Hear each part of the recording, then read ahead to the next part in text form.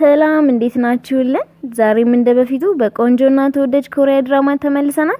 እንደምትወዱት እርግጠኛ ነኝ። ግን በመጀመሪያ ይህንን ቪዲዮ ላይክ በማድረግ ጀመር። ለቻናሉ አዲስ ከሆናችሁ ደግሞ ሰብስክራይብ በማድረግ ይህን ቤተሰብ ተቀላቀሉ። ፊልሙ ከ2009 ይጀምራል። በሆስፒታል ሶል የተባለች ሴት አደጋ ደርሶባት መራመድ አትችልም። በዚህ ምክንያት ድብርት ውስጥ ገብታለች። እናቷ የእግሯን ጥፍር እየቆረጠችላት ነው። በድንገት ግን ሳታስበው እናቷ እግሯን ትቆርጣታለች። ሶል ግን ምንም አይነት ህመም አልተሰማትም። እናቷ በዚያ አዝናና ደንግጣ ልትወጣ ስትል አጠገቧ ያለውን ብርጭቆ ይሰበራል። ሶል የብርጭቆውን ስባሪ ይዛ ራሷን ልትጎዳ ስትል በድንገት ስልኳ ይጠራል። በሬዲዮ ፕሮግራም ከታዋቂ ሙዚቃ ቡድኖች ጋር ለአድናቂዎቻቸው እየደወሉ እያወሩ ነበር። ከሙዚቃ ቡድኑ አንዱ የሆነው ሱንጄ ያዋራታል። ስሙን ነግሯት እንደምታውቀው ይጠይቃታል። አላውቅህም ስትለው ጋዜጠኛዋ ለሽርሽር ስትወጪ የምታረጊው ቆንጆ ጫማ እንሸልምሻለን ትላታለች። ሶል ጫማ ሲሏት ጭራሽ መራመድ ስለማትችል ተናዳ ጮህባታለች። እንደሷ እየተሰቃዩ ያሉ ሰዎች እያሉ እንደዚህ ደስተኛ ሰዎች በመኖራቸው ትናደዳለች። አንዳንዴ በዚህ ምድር ላይ በህይወት እንኳን መኖር የማይፈልጉ ሰዎችም አሉ። ድጋሚ እንዳትደውሉልኝ ብላ ስልኩን ተወረውረዋለች። ሬዲዮ ክፍት ስለነበር ሱንጄ በህይወት ስላለሽ አመሰግናለሁ ይላታል። በህይወት ቆይ፣ የሚወዱሽ ሰዎች አብረሻቸው ስላለሽ ብቻ ደስ ይላቸዋል፣ በዚህም ያመሰግናሉ። ስለዚህ ዛሬ ህይወትሽን ኑሪ፣ ምክንያቱም ቆንጆ ቀን ነው። ነገ ደግሞ ዝናባማ ቀን ነው። ዝናቡ እስከሚያቆም ከጠበቅሽ ሌላኛውንም ቀን ትኖሪያለሽ። እንደዚህ ማድረግሽን ቀጥለሽ ከኖርሽ ደግሞ በህይወትሽ የማታዝኝበት ቀን ይመጣል ይላታል። በዚህም ንግግር ሶል ልቧ ይነካል። አሁን ፊልሙ ወደ 2022 ይወስደናል። ሱንጄ በጣም ታዋቂ ሆኗል። ሶልም በጣም ደህና ሆናለች። አርፍቻለሁ እኮ አይ በጣም ወዳለው ቻው በቃ እንገናኛለን። በህይወቷ ደስተኛ ነች። የሱ ኮንሰርት ላይ ልትሄድ ነው። ግን ስልክ ይደወልላትና ለስራ ኢንተርቪው ትጠራለች። ወደዛም ስትሄድ በዊልቸር እንደምትሄድ ሳይዋት አልተቀበሏትም። ግን ሶል በዚህ አልተነደደችም። መንገድ ዝግ በመሆኑ ለኮንሰርቱ ታረፍዳለች። ትኬቱንም በመጣሏ ወደ ውስጥ መግባት አልቻለችም። መንገድ ላይ ሆና ሙዚቃውን ትሰማለች። በጣም የምታደንቀው ሱንጄ መድረኩ ላይ ሙዚቃውን እየተጫወተ ነው። ከኮንሰርቱ በኋላ ሱንጄ ከቡድኖቹ ጋር ይጣላል። ምክንያቱም ሙዚቃ ላቆም ነው ስላላቸው ነበር። ትልቅ ድብርት ውስጥ ነው። ለሶልም ጥሩ ቀን አይደለም። ስራውን አላገኘችም። ትኬቷም ጠፍቶባት ነበር። አሁን ደግሞ ስልኳ ይድቅባትና አልሰራም ይላል። ከፍቷት ወደ ቤት ብቻዋን ስትሄድ የዊልቸሯ ባትሪ ድንገት ያልቅባታል። ብትለው አልንቀሳቀስ ይላል። በረዶም እየጣለ ነበርና በርዷት ማልቀስ ትጀምራለች። በዛም ሰዓት ሱንጄ በዛ መንገድ በመኪና ያለፈ ነበርና ሲያያት ከመኪናው ወጥቶ ጥላ በመያዝ ቀጥ ብሎ ወደሷ ይሄዳል። አጠገቧ ሲደርስ ጥላውን ለሷ ያጠላላታል። ሶል የምታደንቀው ሱንጄ በመሆኑ በጣም ደንግጣለች። ያኔ በሬዲዮ ፕሮግራሙ ላይ ባወራት ነገር መኖር እንድትፈልግ ያደረጋት ሰው ነው። አሁን ደግሞ እንክብካቤ ያደርግላታል። ከዛ ሱንጄ ወደ ቤት ከተመለሰ በኋላ ወደ ውሃ ውስጥ ዘሎ ይገባል። ሶል በሶሻል ሚዲያ ሱንጄ ሞቷል የሚል ዜና ታያለች። ደንግጣ ወደ ተወሰደበት ሆስፒታል ስትሄድ ከሳይክል ጋር ተጋጭታ የሱንጄ የሆነው ሰዓት ውሃ ውስጥ ይገባባታል። ሰዓቱን ለማውጣት የቻለችውን እያደረገች ነው። ከዛም ሱንጄ እንደሞተ ታያለች። ለምንድነው በህይወት የሌለው? ለምን እያለቀሰች ሰዓቱን ስትጫነው ግን ወዲያው ራሷን ትምህርት ቤት ታገኘዋለች። ዩኒፎርም ለብሳለች። ህልም ይመስል መራመድ ትችላለች።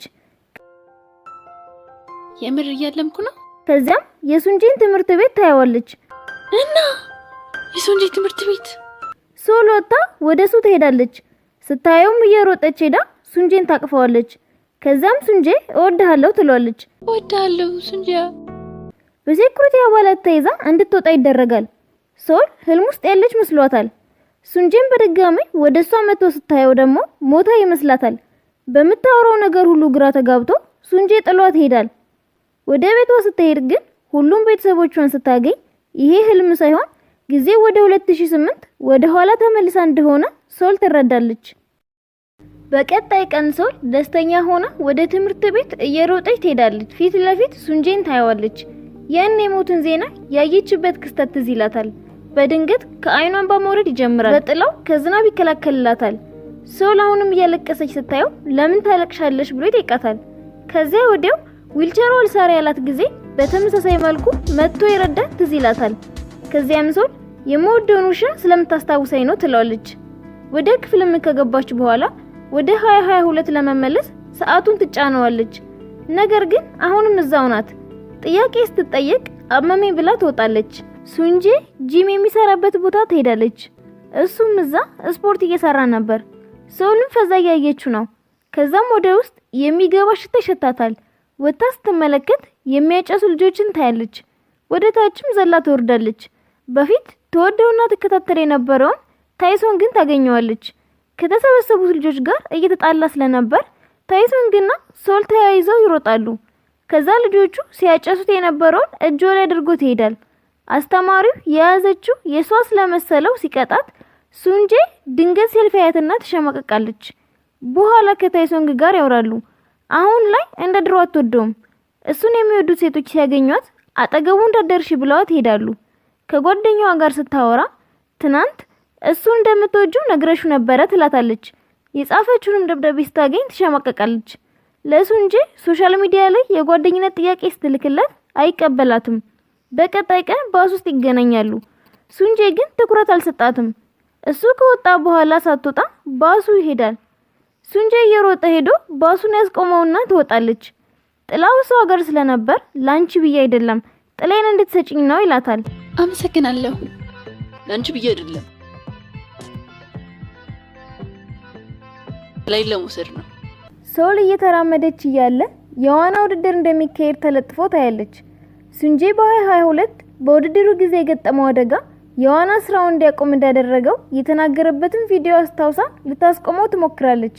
ሱንጄ ለምን አልወዳደርም ብሎ ሲጠይቃት ከተወዳደረ ስለሚገጥመው አደጋ ትነግረዋለች። ግን እሷም ወደፊት ስለሚሆነው ነገር ስታወራ ሁሉም ባሉበት ደርቀው ይቀሩና የምታወራውን ነገር ማንም አይሰማትም። እሱም ምንም እንዳልመለሰችለት አስቦ ትቷት ይሄዳል። ይሄ እንዳልተሳካላት ስታይ ማታ ላይ እንደ ትልቅ ሰው በመልበስ ከውሃ እንዲርቅ ትነግረዋለች። በኋላ ግን እሷ መሆኗን ያውቃል። ሱንጄ ዋና ልምምዱን ሊያደርግ ሄዶ ባለበት የመዋኛ ልብሱን ይወስዱበታል። በድንገት ግን ሶል መጣ ልታስቆማቸው ትሞክራለች። ሱንጄ ድምጽ ሰምቶ ወደ ውጪ ሲወጣ ልጆቹ ሮጠው ያመልጣሉ።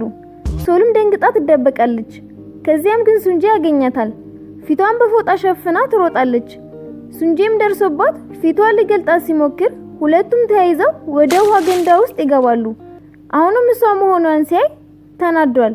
አሁንም ግን እሷ ውድድሩን ከተወዳደረ ይጎዳል ብላ ስለተጨነቀች መጥፎውንም አይቻለው አትወዳደር ትለዋለች።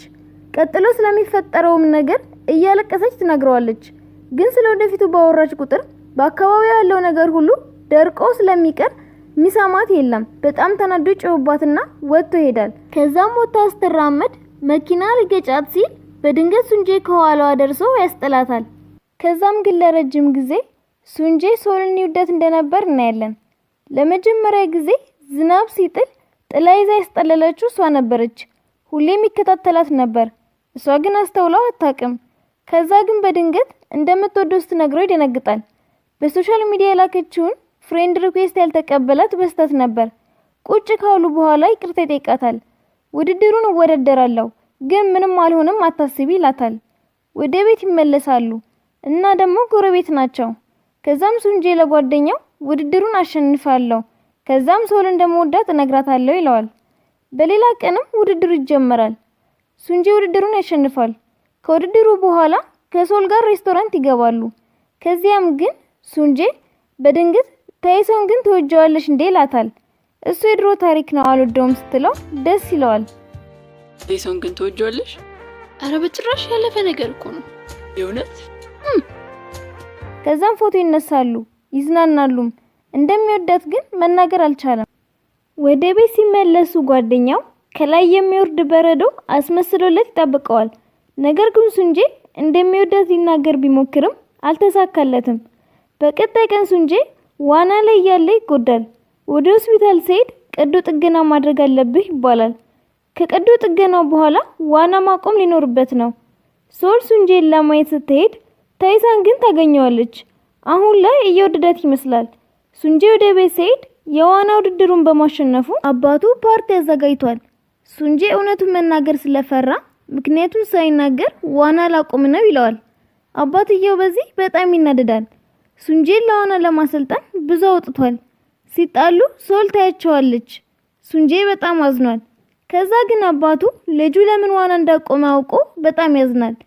ሶል የሚፈጠሩ ነገሮችን መቀየር እንደማትችል ስታይ ያዝናለች። በ2022 አደጋ የደረሰባት ቀን ካላንደር ላይ ብትጽፍም መልሶ ይጠፋል። ነገሮች የማይቀየሩ ከሆነ ለምን ወደ ኋላ ወደ 2008 ተመለስኩ ትላለች። በነጋታው ሶል በኳስ ተመታ ስትወድቅ ይሄ ክስተት ራሱ በ2022 ተፈጥሮ እንደነበረ ትዝ ሲላት በዚህም ቀን ቤቷ ተቃጥሎ እናቷ ተጎድታ እንደነበረ ታስታውሳለች። ታይሳን ግን መንገድ ላይ አግኝታው ወደ ቤት ይወስዳታል። እሳት እየነደደ ነው፣ ግን እሳቱን ያጠፉታል። ሶል ማንም እንዳልተጎዳ ስታይ ደስ ይላታል። የእናቷንም እጅ ስታየው አልተጎዳም። ሱንጄ አባቱ ስለሁሉም ነገር ይቅርታ ይጠይቀዋል። ሱንጄ ቀዶ ጥገናውን አድርጓል፣ ግን በድጋሚ ወደ ዋና መመለስ አይችልም። ሶል ሆስፒታል ናት። ለሱንጄ አዝና ስታለቅስ አይቷት ለምን ይሄን ያህል እንዳዘነች ግራ ይገባዋል። ከሳምንት በኋላ ሶል ምግብ ሰርታ ቤቱ ትወስዳለች። አባቱ ደግሞ መጠጥ ይሰጣታል። ማታ ላይ ሱንጄ ወደ ዋና ገንዳ ሲሄድ ሶል ትከተለዋለች። አንድ ላይ ቁጭ ብለዋል። ሶል የሱንጄ አባት የሰጣትን ስለጠጣች ትዛባርቃለች። ሱንጄ በስተመጨረሻ እንደሚወዳት ይነግራታል። እኔ እወድሻለሁ። ሁሌ እንደዚህ ፈገግ በል። እኔ ሁሌም ከጎን እሆናለሁ። መቼም ብቸኝነት ሰምቶ ራስ እንዳትጎዳ። በነጋታው ግን ሶል ምንም አታስታውስም። ሱንጄ እየተከተላት ነው። ከዛ ግን ንግግራቸውን በአይፓዷ ተቀርጾ ስለነበር ትሰማለች። ታይሶንግ የምትወደው ልጅ ከሶል ጋር አንድ ላይ ናችሁ እያለች ስትጨቀጭቀው ለሶል ሱንጄ እንደሚወዳት የተናገረበትን ንግግር ሳትሰማ ታይሶንግ ያቋርጣታል። ፍቅረኛሞች እንሁን ይላታል። እሺ ስትለው ሱንጄ እያያቸው ነበር። ከዛ ግን በድንገት ወደ 2022 ትመልሳለች። እዛው በነበረችበት ናት። ምንም ነገር አልተቀየረም። ሱንጄም እንደሞተ ነው። አባቱና ጓደኞቹ ሲያለቅሱ ታያለች። ሶል ወደ ውሃው ሄዳ ድጋሜ ለመመለስ ብትሞክርም አልተመለሰችም። በ2008 የተነሱትን ፎቶ አሁንም ባለችበት ታያዋለች። ሂዩን ይደውልላታል። ከዛም እንደዚህ ራሱ እንደሚጎዳ አላወኩም ነበር፣ ስታዩ እንዴት ነበር ይላታል። ላንቺ በጣም አዝኖ ነበር ስላት ምንድነው የምታወራው? ለምንድነው ያዘነው ስትለው ስልኩ ይቋረጥና በሰዓቱ አማካኝነት ወደ 2008 ትመለሳለች። ፓርት 2 ይቀጥላል። ሌሎች ተመሳሳይ ቪዲዮዎችን ቶሎ ቶሎ እንድንሰራ እናንተም ላይክ እና ሰብስክራይብ ማድረጋችሁን አትርሱ።